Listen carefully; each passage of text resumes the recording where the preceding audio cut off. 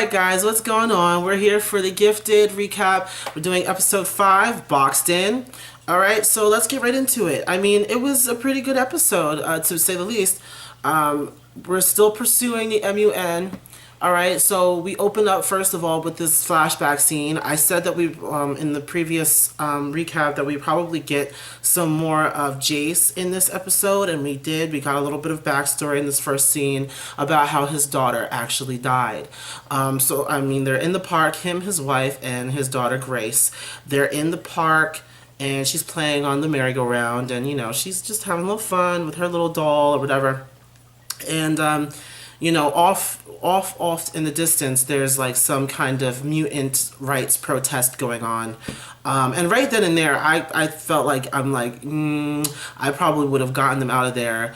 And even his wife was kind of like weary, and she's like, do you think we should go or whatever? And he, you know, he kind of put it off for a minute until they started seeing like, you know, like blasts of energy going off. All right. So it didn't really get bad until they saw this really huge ball of energy coming up and at them. Then they decided, like, okay, now we have to go. And so they, you know, they yelled out to their daughter, Grace, Grace, let's go. And what bothers me about this scene is that neither one of them thought to actually run and get the child, get Grace, and then run out of there. I mean, you know, Jace is strong, okay? He could have just grabbed her up in one arm and just left. Forget about the doll. Nobody cares about that. Get the daughter out. Like, I mean, the time that it took for them to yell at her, Grace, we're leaving. Come on now, Grace. I'm like, what do you do? Like, go and get her. Go and get her. But that's not how the scene worked out. You know, we have to give him a backstory so that we care about him. So that's the way that happened. Unfortunately, you know, she did die, and I mean, it's tragic. It's very tragic, and I can see why he, you know, has a vendetta against mutants. And that's kind of the way that a lot of people kind of paint with one brush. You know, when something happens, or let's say, like, you know, and a lot of, I don't even want to put like white people out there, but I'll say people in general, a lot of people do that kind of thing. I mean, you see it all the time. People like to, you know, kind of demonize, and not really demonize, but I'm gonna say demonize black people and people of color in general, especially when something like goes wrong. They're like, oh, black people. And I hate when people do that. And people are doing the same thing with Muslims and people from like Middle East and from the Middle East and who are like of Middle Eastern descent. They automatically put them in this box like they're some kind of terrorists and stuff all the time, when the majority of them are peaceful people, and they just want, you know, they just want to live their lives. They're not about all this militant crap that we have going on. But of course, because of the fact that we see that, and a lot of the time we weigh the bad over the good, and any good that somebody does is automatically thrown out with one bad situation or with one person in the group of people doing something bad. We automatically paint the entire group with the same brush, and it's something that really has to change. So I'm glad that they're actually bringing that out with Jace's character. You know, he hates all mutants, even though it wasn't all mutants who did that to him, to his daughter. But anyway, moving on to the next scene. Okay, we're getting into more of this chase. All right, we got Marcos and Johnny with Lorna, Kate, and now Reed. You know, they got them out from the last episode, and now they're pursuing them in this episode. So what's going on is, you know, they're running away, and then they find, you know, they go to this, like, I don't know if it's like a safe house or if like just a garage or whatever, and they have these cars, these two cars, brand new plates, no records on them, so it'll be harder for them to track. I don't know where they're getting all this stuff from. Like, they must have some really good sources on the inside, because there's no other way that they could get all of this other, like, these cars with these brand new plates and stuff. I mean, you have to go to government for that, and you gotta register it. Like, whose names are these cars registered in? Because it can't be theirs. So anyway, they're getting in these cars. Lorna and Marcos, they get in one car to try and, you know, draw the Sentinel services away from the rest of them, and then Johnny goes with Reed and Kate back to the Mutant Underground. Okay, so we get this like cool scene. I think it's cool anyway. Some little teamwork between Marcos and Lorna when they're in the car. Sentinel Services sends a drone after them, you know, obviously to track them and stuff. And Lorna, she tries to use her powers to bring the drone down, but it's out of her range. So what she does is she takes the rear view mirror and levitates it outside of the car, and because the drone is like right above them, it's not like anywhere that he could actually see to shoot it down. So she sends the mirror out, and they see it in the mirror, and he shoots the light at the mirror and reflects it off of the mirror so that it could go up in and hit the drone. I thought that was really cool. I mean, probably everybody else doesn't, but I thought it was cool. Anyway, it was a cool little moment between the two of them, and then they kiss, and it is what it is. Back at the Mutant Underground, okay, they're sitting there. They got back to the underground, and there's a whole bunch of crap going on. There's a whole bunch of new mutants coming in. And the reason why is that, remember in the last episode, Jace was saying that, I want them all. Any mutant safe house, anybody that's suspected of harboring mutants, I want them all gone. And, he went after those people. And then those people had to, come to the Mutant Underground because there was no longer anywhere safe for them to go. Those safe houses and everything that were helping mutants and all of those other things, those are all like Sentinel Surfaces went there and they tried to shut it down, and they had to move to a new place. So it's crowded with new mutants, and they're like, what's going on? And they tell them what's going on, and they also are now tracking, or they're using the police scanners to kind of trace like what they're doing and how they're if they're getting closer to finding where they are, and they aren't able to really detect anything that's going on. Like nothing is going on that's suspicious, or they don't seem like they're really doing much, but calling out different like crimes and different codes out and stuff. And it's interesting because I'll touch on that later on, but it's interesting because Reed kind of knows a little bit of what's going on with that. So anyway, over with Reed, obviously, the bartender is there, so we know he's there, and he comes up and he starts punching Reed and stuff, and he tries to beat him down because obviously what happened in the other episode when he was in the van with him, and he admitted to the fact that he was working with Sentinel Services at the time in order to get to his family. So he still has that vendetta against him, and he tells everybody like, look, this guy, he can't be trusted and all this stuff, and they're kind of scared. He's just been reunited with his family, and they're kind of scared of what might happen, because all the mutants might turn on them now that they know that Reed, has actually worked with Sentinel Services, who's trying to kill them. And he also brings up the fact that he's a lawyer and he's prosecuted a whole bunch of mutants and stuff, and he's really just he's not for them, he's against them. And he tries to spin this narrative, which we know that he was like that, but he's not like that now. We as the audience know that, and obviously his family knows that, but everybody else doesn't know that, and so they're kind of wary about it, and they kind of want him gone. They don't want him in there, and they probably would be okay with the whole family just going away, because they're all about their safety right now, which is the most important thing. But now we have Harry is his name, the black guy that I was talking about in the last episode, who can camouflage. So he's still dealing with a bullet wound, and Blink is trying her best to stop the bleeding, but the bleeding is not stopping. So she needs Caitlin's help. So Kate and the two kids, they go and help Harry with his situation. Reed is still, with all the other mutants, trying to explain to them what's going on and why he did what he did. But the bartender, and I forgot his name now, he's not listening. I think his name is Fade. I can't remember now. But anyway, he's not listening to what he has to say. And Johnny is trying to be like the mediator, and it's just not working at all. So then we get back to the police scanners, because Sage calls him over to the police scanners. And she's saying like, there's like a whole bunch of units going to these places that really shouldn't require it, like petty theft. They're calling out codes for like petty theft and all that stuff, and like and some like people being like drunk in public and stuff, and public indecency.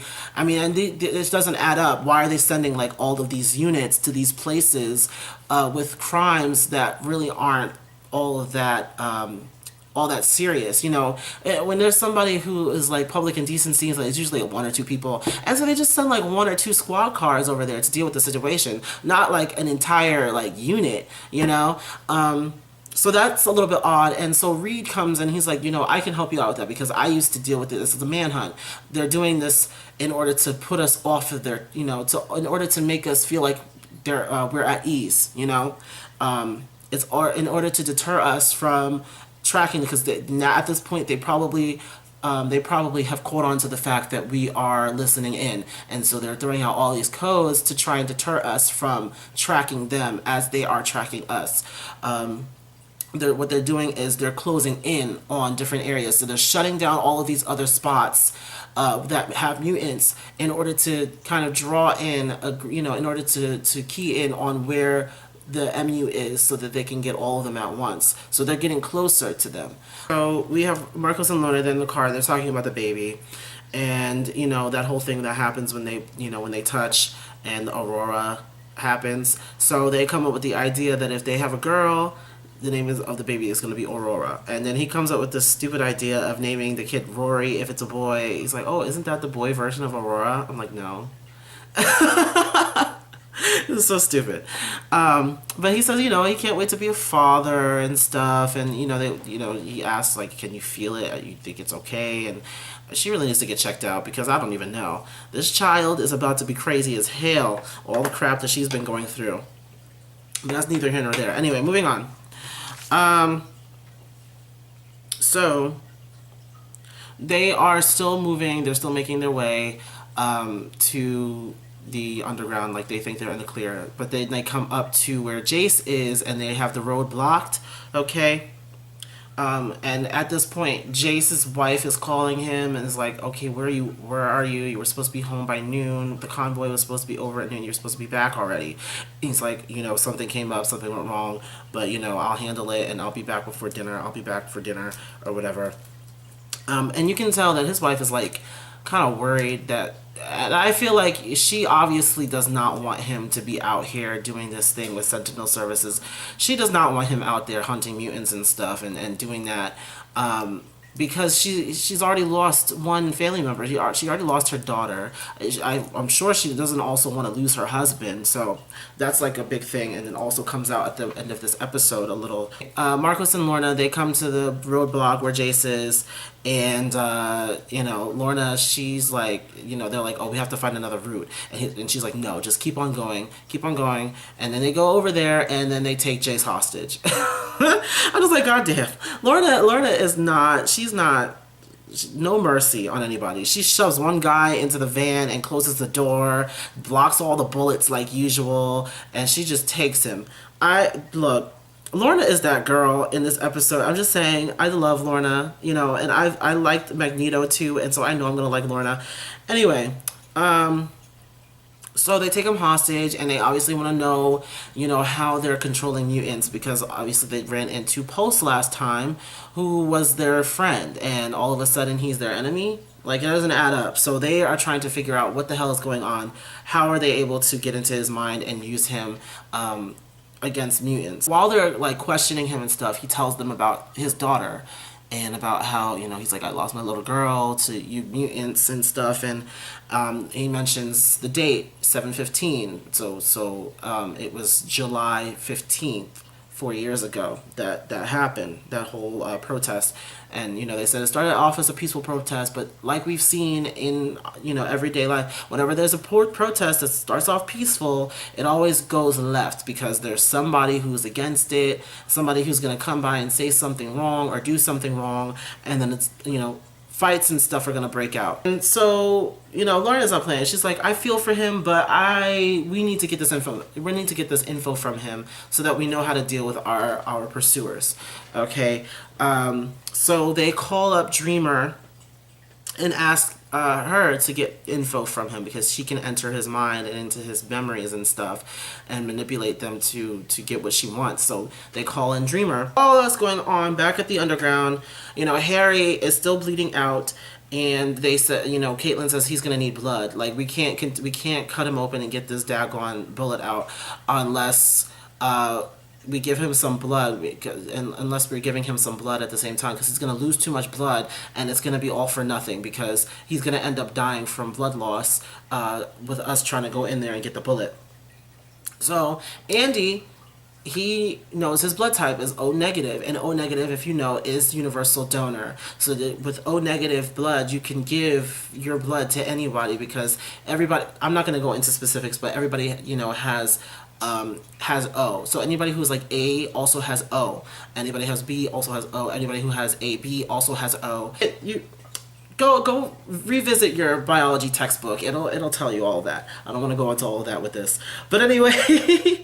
So he offers his blood, which, is something, actually good that he's done, and we see, like, some of the mutants who are kind of watching the scene unfold, and, they probably were kind of weary about this family being there, but seeing them help Harry really kind of opened it up for them to, go and communicate with them and actually maybe even kind of trust them. In the meantime, okay, they're coming up with a plan to steer the essential services away from them, because they're closing in on them very quickly, and they gotta do all that in order for them to stay safe. The bartender, his name is Fade, but I just call him the bartender. He's asked to help Reed to get back to safety after luring the cops away, because Reed is the one, he wants to lure them away because he knows that they're looking for him. So if they pick him up, they're gonna chase after him and stuff, and they're gonna think that that they're going to a new location that's completely in the opposite direction of where they are. So John asks Fade to help him, and he's like, I'm not helping this guy, because last time I tried to help him, he turned on me. So I can see that, but at the same time, like, people, they're trying to save lives. Okay, so he agrees to do it. Of course, Kate is against it because she doesn't want to lose him again and all of that. But Reed said, this is a chance for me to prove my loyalty to them, because at this very moment, nobody trusts me. So if I'm able to do this for them, then hopefully that'll open up some trust for me with them. Back with Kate, they're trying to remove the bullet. All right, and she's getting some success, and she actually is able to remove the bullet, opening an incision wound and going in there and getting it out. It's fine until he starts hemorrhaging, okay, and all this blood starts coming out. It hit an artery, and so all of the blood, all of the fluid is coming out of there, and so they need to be able to close it up and in order for him to stop bleeding and stuff. But it's difficult to do, obviously, when he's hemorrhaging. So Lauren, once again, coming through, she uses her powers to put pressure on the artery so that Kate can close him up. So that was great. So she's able to sew him up and everything, and of course, Andy still has the blood, but you can see a little bit that I thought he was actually gonna faint, because he had been like giving him blood for a while now, and so it could so I don't know how much blood he actually gave, but it seemed like he was getting a little bit faint. I thought that he was gonna faint, but he actually pulled through, so that was pretty cool. Digital Services finds where Lorna and Marcos is with Jace. As Blink and Dreamer are coming, they get through the portal, and she's like, well, what happened to the door? And she's like, we can't do that now because they're here, so we couldn't walk through the front door. So that's happening there. Reed, he gets dropped off by Fade, and he arranges where they will rendezvous. Okay, but he almost doesn't make it. Once they catch on to him, the cops start coming after him and stuff, and he almost doesn't make it because where he was supposed to meet Fade, he wasn't there. And so he has to, keep on running until he, runs into the car, and Fade is like, I was just seeing where your loyalties lie.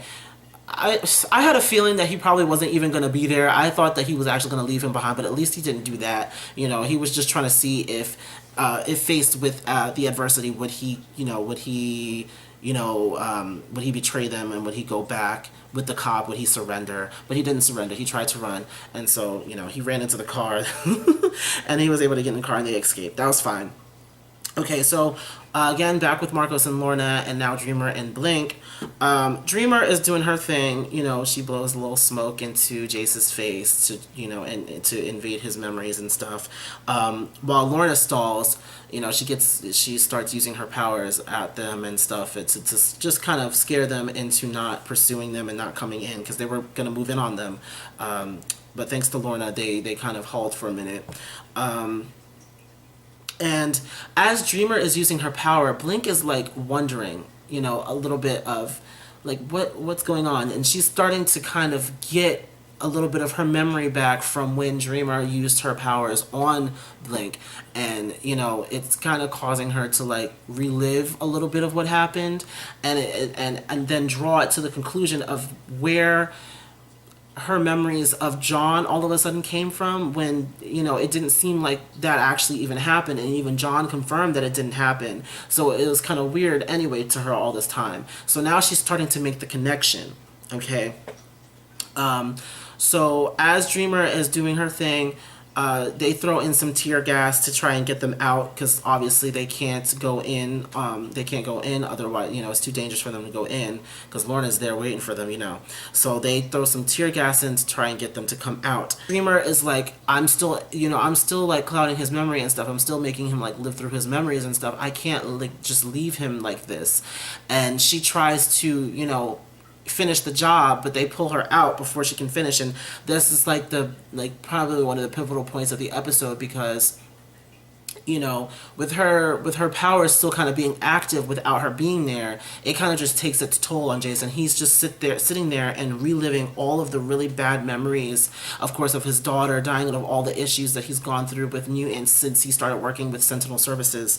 But it is what it is. So when they get back to MU, Dreamer, she's able to draw, she's able to sketch up kind of what she saw. It was like, blurry, she said, but I was able to come up with some things. And we see the symbol again, the same symbol that was tattooed onto Pulse's wrist. So we see that symbol, and John, he makes a note of the fact that, I did see this on it was, tattooed. It was like a brand or something.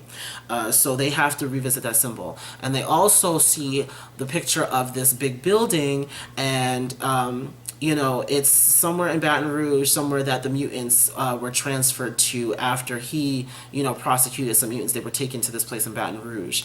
And so that's another lead. So they have a couple of leads that they can go from with what Dreamer, was able to get from Jace. But, it's still not enough, but they can at least go from there and figure out some more things. Blank is asking Dreamer about her, her issues with her memory. And she's like, did you mess with my memory? Did you mess with my mind? And Dreamer's like, oh, I don't know what you're talking about. You know what she's talking about. I mean, come on, stop it. Okay? And Blink is like, you had no right to go in my mind, and then put in some memories of somebody, of me loving someone that I barely even know. And she was right.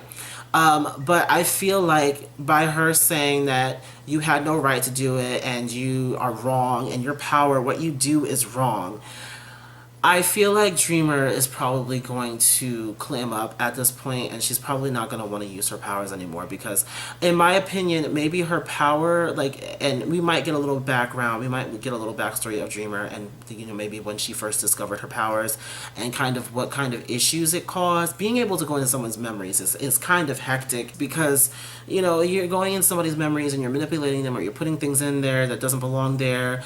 Messing with people's minds in general is kind of like invasive. It is invasive, and she knows this, but she's asked to use her powers for different reasons, and she knows she has to deal with the guilt of messing with somebody's mind like that. And it goes the same way for people like telepaths. And she is kind of like a telepath in that way, in that she can go into somebody's mind and kind of alter what they think.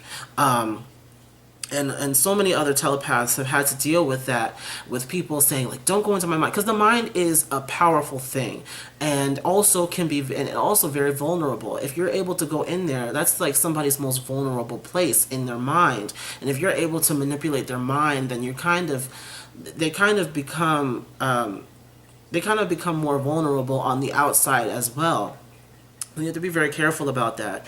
But anyway, we get Jace, and this is the last scene. Jace, he gets back home to his wife, and she's like, oh, I was trying to get out there to see you, but they wouldn't let me, and stuff, and she's like, oh, he's like, oh, nothing wrong, they just were debriefing me, and it just took a little while and stuff, and so then but something seemed a little bit off, and you just find it out in the scene. he's like, oh, I'm gonna go in and just tuck Grace still up, I'm gonna go tuck her in, and I'm just like, oh my god, like what? Like he just asked about his daughter, and you see his wife, and his oh my god, and his wife's name is Paula, and you just see her, she's just like, what did you just ask about our daughter? And he's like, well, yeah, I'm gonna go read her book, a story, and tuck her in. And so apparently when Dreamer is not able to finish what she's doing, a lot of adverse effects obviously occur. And so this one is memory loss. And so, memories of the day that his daughter died completely vanished from his memory.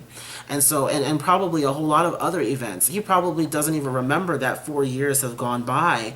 And she tells him, she's like, Grace is dead. And she doesn't want to actually say it, and you can tell she doesn't want to say it because, she's obviously not, she hasn't gotten over it, but she's definitely more content than she used to be. She's made her peace with it. But having to, say it out loud once again, it becomes strenuous for her. Like, you can tell that she's like, just doesn't want to say it, but she has to say it. And she's like, what did they do to you? And he's asking the same question, like, what did they do? So again, we're seeing adverse effects of Dreamer, of her powers. And I guess we're going to see in the next episode what happens to him, or what he's able to do and not able to do because of what happened to him. Hopefully, nothing really serious happened, because I'm actually starting to, sympathize with his character a little bit. It can't be easy losing your child. I've witnessed it a lot with people losing their children, and it's not easy. So we're going to definitely see how this, and we're also going to see how this affects his marriage too. We're going to have to he's going to have to relive all of those emotions all over again from when his daughter died. And it's like he's losing her for a second time because he doesn't even remember what happened to her, and she's going to have to deal with a lot of it too. So we're probably going to see like a big strain in their marriage. There probably has already been a strain in their marriage from when it happened, but then it's kind of like happening again, so we're going to definitely see some more of that as well. So anyway, that was The Gifted, Boxed In. Again, a pretty good episode. It's starting to pick up a little bit more, and we're definitely seeing some more backstory with some of the other characters. Jace, I definitely wanted to see some more of his character, because at first he was just some kind of jackass, and I really didn't care about him. I just wanted him to go away. But now, we're seeing his backstory. We're seeing that he's dealing with his pain in the only way that he probably knows how to, and that's by going after all the mutants. And he's even said in the earlier on that he's like, he wants to stop all the violence, but then stopping all the violence with violence is kind of not the answer, at least not to most people. And I understand that, but people grieve, and this is him grieving. Him working for Sentinel Services and going out this is his way of grieving, and his way of dealing with the whole issue of his daughter being dead. So we're definitely going to see some more developments, hopefully in the next episode and in episodes to come. Hopefully by the end of the season, maybe he'll have some kind of epiphany. Because I really hope that he isn't going to continue down this path, because it can be very destructive to both your physical and mental state. So anyway, I hope everybody has a great day. And definitely, if you're not watching The Gifted and you watch me for like reaction stuff, definitely check out The Gifted. It's a pretty good show. If you've missed episodes, I guess, I don't know if Fox has like an app or something. I've been watching it on Hulu. When I miss it, I've been watching on Hulu. So if you have Hulu, you can definitely watch it on Hulu. And that's all. Anyway, hope everybody has a great day. Take care.